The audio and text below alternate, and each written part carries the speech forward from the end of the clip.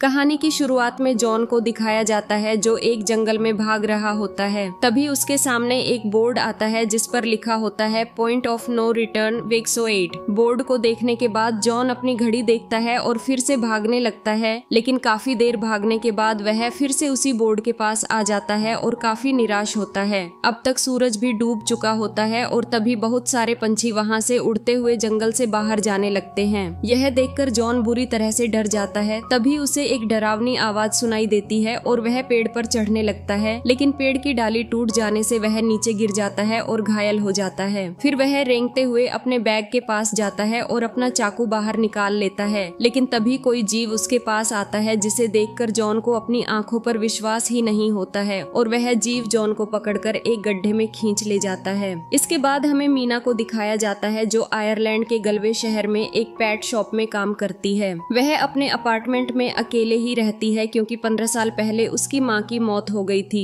और तभी से वह अपनी जुड़वा बहन से दूर इस शहर में रहती है। एक दिन उसका बॉस उसे एक गोल्डन तोते को बेलफास्ट सिटी के एक जू में छोड़ने का काम देता है। मीना उस तोते को अपने घर ले जाती है और अगले दिन वह गाड़ी लेकर तोते को छोड़ने के लिए बेलफास्ट के लिए निकल पड़ती है। रास्ते में उसे उसकी बहन लूसी का वॉइस मैसेज आता है जिसमें लूसी उसे अपने पास आने के लिए कहती है, लेकिन मीना उसके मैसेज पर ज्यादा ध्यान नहीं देती है। जब मीना एक जंगल से गुजर रही होती है तो अचानक उसकी गाड़ी बंद हो जाती है। वह गाड़ी से उतरकर देखती है तो उसे वहां पॉइंट ऑफ नो रिटर्न का बोर्ड दिखाई देता है। उसकी गाड़ी स्टार्ट नहीं हो रही होती है, इसलिए वह गाड़ी से तोते को लेकर मदद के लिए जंगल में जाने लगती है। काफी देर तक घूमने के बाद जब उसे कोई नहीं मिलता है तो वह वापस गाड़ी के पास जाने लगती है, लेकिन तभी उसे पता चलता है कि वह जंगल में खो गई है। वह एक जगह बैठ जाती है और तोते से बातें करने लगती है। वह तोते को डार्विन कहकर बुलाने लगती है क्योंकि इससे पहले तोते का कोई नाम ही नहीं था।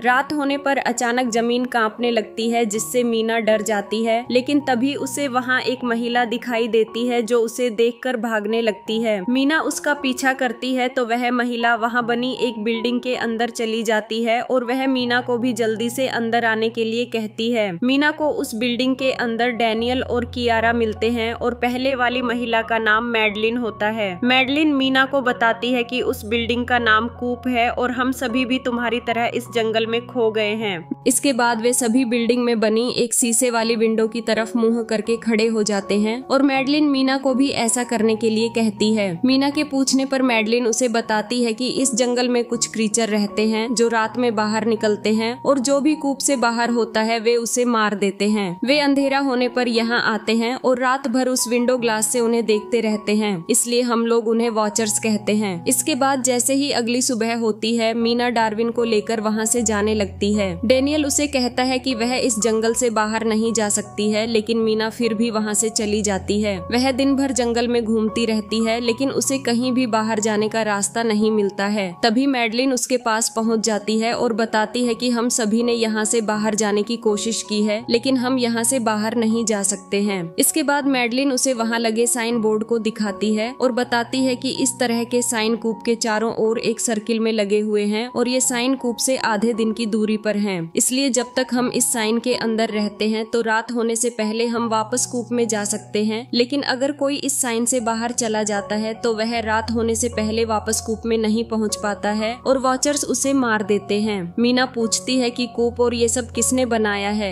इस पर मैडलिन कहती है कि डेनियल उसे प्रोफेसर कहता है, लेकिन किसी को भी इस बारे में पक्की जानकारी नहीं है। इसके बाद वे दोनों वापस कूप में चली जाती हैं। कूप में उनके पास देखने के लिए टीवी होता है और वहाँ लगातार पावर सप्लाई भी आती रहती है। कियारा म्यूजिक चालू करके डांस करने लगती है और बताती है कि वॉचर्स को उसे डांस करते हुए देखना अच्छा लगता है। अगले दिन वे सभी जंगल में घूमने के लिए जाते हैं। मीना और कियारा जब एक साथ होती हैं तो कियारा मीना को बताती है कि वह अपने पति जॉन के साथ 5 महीने पहले यहाँ आई थी, लेकिन 6 दिन पहले जॉन यहाँ से मदद लेने के लिए गया था और तब से वापस नहीं आया है। इसके बाद कियारा उसे एक बिल के पास लेकर जाती है और बताती है कि दिन में वॉचर्स जमीन के अंदर रहते हैं और रात को इन्हीं बिलों से बाहर आते हैं। शाम को जब वे सभी एक साथ बैठे होते हैं तो मैडलिन मीना को वहाँ के नियम बताती है। वह बताती है कि कभी भी विंडो ग्लास की तरफ पीठ नहीं करनी है, सूरज ढलने के बाद दरवाजा नहीं खोलना है और कभी भी बिलों के पास नहीं जाना है। रात को सभी सो रहे होते हैं और मीना टीवी देख रही होती होती है, लेकिन जैसे ही मीना सोने लगती है तो अचानक वॉचर्स आवाज करने लगते हैं, जिससे सभी जाग जाते हैं और विंडो की तरफ फेस करके खड़े हो जाते हैं।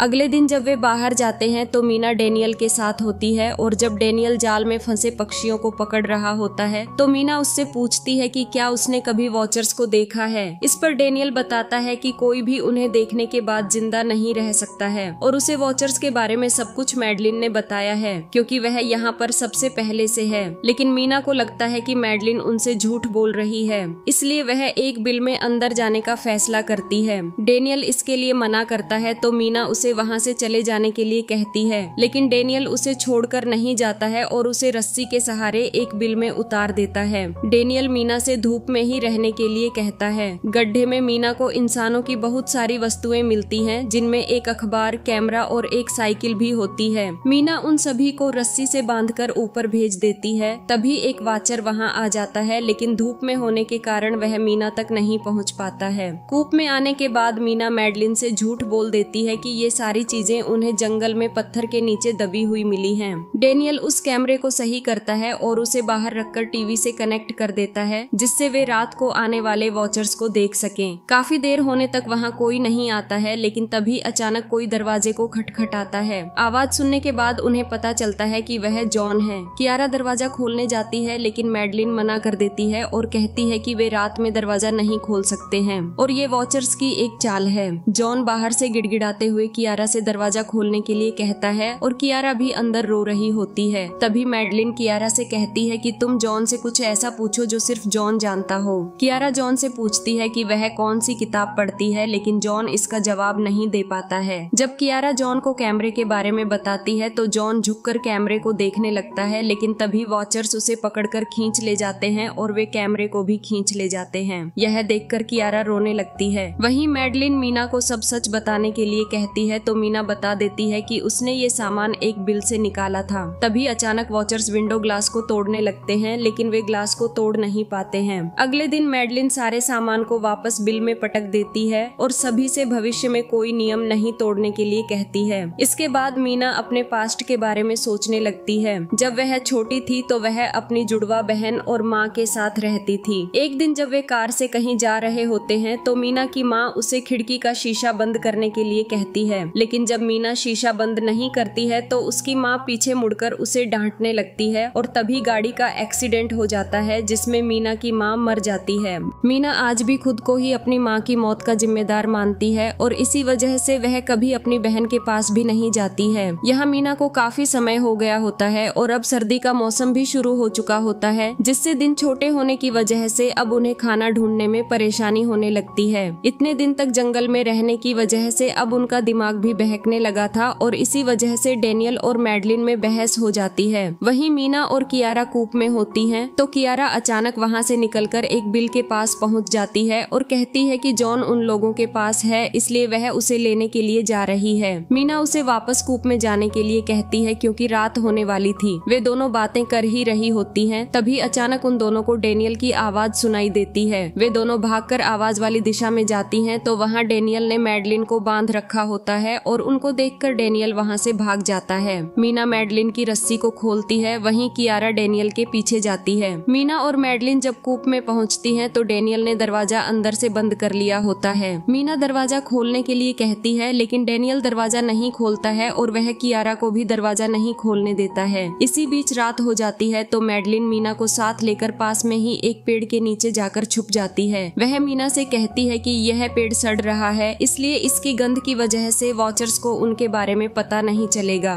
थोड़ी देर बाद ही वॉचर्स वहां आ जाते हैं। ये इंसानों की तरह ही दो पैरों पर चलने वाले जीव होते हैं, लेकिन ये इंसानों से काफी ज्यादा लंबे होते हैं। जैसे ही उन्हें कूप में सिर्फ दो लोग दिखाई देते हैं, वे सभी आवाज करने लगते हैं, जिससे डेनियल डर जाता है और कहता है कि वे लोग यहाँ पर नहीं हैं। इतना सुनते ही सारे वॉचर्स उन दोनों को ढूंढने के लिए जंगल में भाग जाते हैं। इसका फायदा उठाकर मीना और मैडलिन वहाँ से निकलकर दोबारा कूप के दरवाजे पर जाती हैं और डेनियल को दरवाजा खोलने के लिए कहती हैं। इस बार मीना डेनियल को दरवाजा खोलने के लिए मना लेती है और वॉचर्स के वापस आने से पहले वे दोनों अंदर चली जाती हैं। इसके बाद वॉचर्स वहां आने के बाद पूरी बिल्डिंग पर हमला करने लगते हैं। वे सभी विंडो की तरफ मुंह करके खड़े हो जाते हैं, लेकिन फिर भी वॉचर्स नहीं रुकते हैं। तभी मैडलिन उन्हें बताती बताती है कि वह उन सब की तरह यहाँ गुम नहीं हुई है। असल में वह एक प्रोफेसर है जो यूनिवर्सिटी में पौराणिक कथाओं और मिथ्स के बारे में पढ़ाती है। आगे वह बताती है कि वह यहाँ वॉचर्स पर स्टडी करने आई थी। एक दिन उसने एक वॉचर को देखा था और वह देखने में बिल्कुल उसके जैसी ही लग रही थी। असल में ये वॉचर कई और नामों से भी जाने जाते हैं, जैसे परी या रूप बदलने वाले।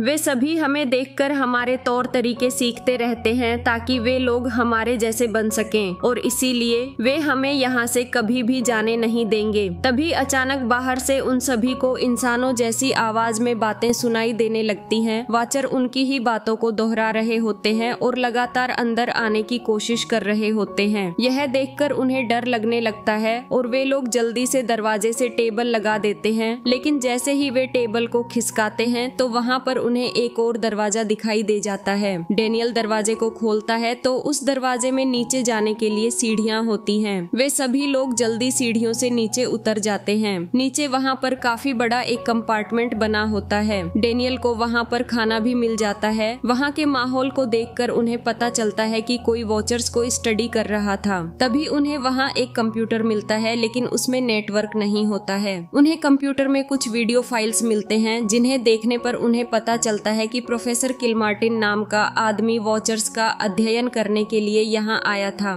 उसने यहाँ आने के बाद इस पूरी बिल्डिंग को बनाया था। असल में उसे वॉचर्स के बारे में सारी दुनिया को बताने की सनक थी, इसलिए वह पास के गांव से कुछ लोगों को लेकर आया और उसने इस बिल्डिंग को बनाया। जब बिल्डिंग बनकर तैयार हो गई तो उसने उन सभी लोगों को पार्टी करने के बहाने बाहर छोड़ दिया और खुद अंदर आ गया। उसके बाद वॉचर्स ने रात में उन सभी को मार डाला। आगे की वीडियो देखने पर उन्हें पता चलता है कि किलमार्टिन उन्हें देखता रहता था और वे सभी उसे देखकर उसकी तरह बनते जा रहे थे। एक दिन किलमार्टिन ने एक वॉचर को पकड़ लिया था और उसके बाद वह उस पर एक्सपेरिमेंट करने लगा। वे सभी किलमार्टिन के इन घटिया कामों को नहीं देख पाते हैं, इसलिए वे उसकी सबसे लास्ट वाली वीडियो देखते हैं जिसमें किलमार्टिन कहता है कि वह इस सब के बारे में गलत था। उसके अंदर से इंसानियत पूरी तरह से खत्म हो गई है और अब वह ये सब आगे नहीं कर सकता है। वह बताता है कि जिस वॉचर को उसने पकड़ा था वह उसके साथ ही रहता है, लेकिन वह उसे यहाँ से जाने नहीं दे सकता है, इसलिए वह अब उसे और खुद को दोनों को मार डालेगा। आगे वह बताता है कि वह यहाँ पर एक बोट से आया था जो यहाँ से वापस लौटने का एकमात्र रास्ता है, और अगर कोई भविष्य में यहाँ पर आकर फंस जाता है तो उसे पक्षियों का पीछा करते हुए बोट तक जाना होगा और फिर बोट के सहारे वह यहाँ से वापस जा सकता है। इसके बाद किलमार्टिन बंकर से ऊपर जाता है और फिर 2 गोलियों की आवाज आती है। उसकी वीडियो देखने के बाद वे सभी लोग डिसाइड करते हैं कि कल ही वे लोग बोट से यहाँ से बाहर निकल जाएंगे। आखिरकार वे लोग वहाँ से निकलने वाले थे, इसलिए वे बहुत खुश थे। तभी कियारा म्यूजिक बजाती है और फिर डेनियल और कियारा डांस करने लगते हैं। डेनियल कियारा को बताता है कि उसका पिता एक नशेड़ी आदमी था जो उसे मारता रहता था, इसलिए वह एक दिन घर छोड़कर भाग गया और अब वह वापस अपने घर नहीं जाना चाहता है। कियारा उसे कहती है कि यहाँ से निकलने के बाद वह उसके साथ उसके घर पर रह सकता है। अगले दिन सुबह होते ही वे चारों कूप को छोड़कर निकल जाते हैं और दोपहर तक वे लोग पॉइंट ऑफ नो रिटर्न तक पहुँच जाते हैं। उसके बाद मीना डार्विन को बाहर निकालती है और फिर वे लोग डार्विन का पीछा करते हुए जंगल से बाहर निकलने लगते हैं। उन्हें चलते चलते शाम हो जाती है। तभी उन्हें वहाँ पर एक मोन्यूमेंट मिलता है जिस पर परियों की नक्काशी बनी होती है। मैडलिन उन्हें बताती है कि पहले इंसान और परियां एक साथ रहते थे। परियों के पास पंख और जादू था, इसलिए इंसानों ने उन्हें हमेशा के लिए इस जंगल के नीचे बंद कर दिया। इसके बाद परियों ने सदियों तक खोदने के बाद बाहर का रास्ता ढूंढा, लेकिन बाहर आकर उन्हें पता चला कि उनके पंख और जादुई शक्तियां खत्म हो गई हैं और वे इस जंगल को नहीं छोड़ सकते हैं। इसके बाद वे लोग फिर से आगे बढ़ने लगते हैं। अचानक बरसात होने लगती है तो डेनियल और कियारा को लगने लगता है कि वे लोग इस जंगल को नहीं छोड़ पाएंगे और वॉचर्स उन्हें पकड़ लेंगे। कुछ देर और चलने के बाद उन्हें रात हो जाती है। रात होते ही वॉचर्स बाहर आते हैं और उनकी तरफ जाने लगते हैं, लेकिन तब तक वे चारों भी नदी के किनारे पहुंच चुके होते हैं। उन्हें पास में ही बोट भी दिखाई दे जाती है और वे लोग बोट की तरफ जाने लगते हैं। तभी अचानक डेनियल को पीछे से जॉन की आवाज सुनाई देती है और वह उसे लेने के लिए वापस जंगल की ओर चला जाता है। नाव के पास पहुंचने के बाद जब वे डेनियल को देखते हैं तो डेनियल जॉन को खींचता हुआ बाहर ला रहा होता है। कियारा उसे आवाज लगाकर कहती है कि वह जॉन नहीं है, लेकिन तब तक जॉन डेनियल के पैर को घायल कर देता है। मैडलिन जल्दी से मीना और कियारा को बोट में बैठने के लिए कहती है। कियारा डेनियल को बचाने के लिए जाना चाहती थी, लेकिन तभी जॉन डेनियल को मार देता है। इसी बीच वहाँ पर और भी बहुत सारे वॉचर्स आ जाते हैं, लेकिन वे लोग जंगल को छोड़कर बाहर नहीं जा सकते थे, इसलिए वे तीनों आसानी से बोट लेकर वहाँ से निकल जाती हैं और जॉन अब डेनियल का रूप ले लेता है। अगले दिन वे एक सड़क के पास पहुँच जाते हैं, जहाँ थोड़ी देर बाद ही एक बस आ जाती है और वे तीनों बस में बैठकर वहाँ से चली जाती हैं। मीना कहती है कि वह कल ही यूनिवर्सिटी जाएगी और जैसा किलमार्टिन ने कहा था वह उसके सारे रिकॉर्ड्स को नष्ट कर देगी। वहाँ से मीना अपने घर जाती है और फिर वह अगले दिन यूनिवर्सिटी के लिए चली जाती है। जब वह किलमार्टिन के रिकॉर्ड्स को देखती है तो उसे पता चलता है कि जब इंसान और परी एक साथ रहते थे तो उन दोनों की मेटिंग से कुछ संतानें पैदा हुई थीं, जिन्हें हाफलिंग कहा जाता था और वे किसी का भी रूप ले सकती थीं। जब इंसानों ने परियों को हमेशा के लिए जंगल में कैद कर दिया तो उन हाफलिंग का क्या हुआ, यह कोई भी नहीं जानता है और सभी को यही लगता है कि वे लोग खत्म हो चुके हैं, लेकिन इस बात का कोई सबूत नहीं है। वहाँ सब कुछ देखने के बाद मीना को वहाँ पर कुछ फोटोज मिलते हैं, जिन्हें देखकर उसे काफी ज्यादा आश्चर्य होता है और वह उन्हें लेकर सीधे कियारा के घर चली जाती है। वहाँ वह कियारा को उन फोटोज को दिखाती है और बताती है कि जो मैडलिन हमारे साथ थी वह असली मैडलिन नहीं थी। असल में मैडलिन प्रोफेसर किलमार्टिन की पत्नी थी, जिसकी लंग कैंसर की वजह से मौत हो गई थी, लेकिन प्रोफेसर को पता था कि वॉचर्स अपना रूप बदल सकते हैं, इसलिए वह अपनी पत्नी को वापस लाने के लिए वहाँ गया था। लेकिन बाद में प्रोफेसर को लगा कि वे लोग सिर्फ रूप बदल सकते हैं और उनका स्वभाव नहीं बदल सकता है, और इसीलिए उसने उस वाचर को मारने का सोचा होगा। मीना जब कियारा को यह सब बता रही होती है तभी बाहर एक गाड़ी आती है और उसमें से भी कियारा उतरती है। उसे देखते ही मीना समझ जाती है कि जिससे वह अब तक बात कर रही थी वह कियारा नहीं है। जैसे ही कियारा घर के अंदर आती है तो मैडलिन अपना रूप बदलकर जॉन बन जाती है और फिर कियारा को हिट करके बेहोश कर देती है। इसके बाद वह मीना को मारने लगती है और कहती है, इंसानों की वजह से हमें कीड़े मकोड़ों की तरह रहना पड़ता है, लेकिन अब ऐसा नहीं होगा। फिर वह डेनियल का रूप ले लेती है। मीना उससे अपनी जान की भीख मांगने लगती है और कहती है कि वह वादा करती है कि इस बारे में किसी को नहीं बताएगी। मैडलिन कहती है कि उसने प्रोफेसर का भरोसा किया था, लेकिन उसने उसे मारने की कोशिश की, इसलिए वह अब किसी का भरोसा नहीं कर सकती है। मैडलिन उसे बताती है कि जब उसका जन्म हुआ था तो वह सबसे अलग थी और वह धूप में भी घूम सकती थी, इसलिए बाकी सभी वॉचर्स उससे नफरत करते थे और उनसे बचने के लिए ही वह कूप में रहती थी। वहाँ रहते हुए वह इंसानों के बारे में भी सीख रही थी। वह मीना को कहती है, तुम्हारी वजह से ही मैं उस जंगल से बाहर निकल पाई हूँ,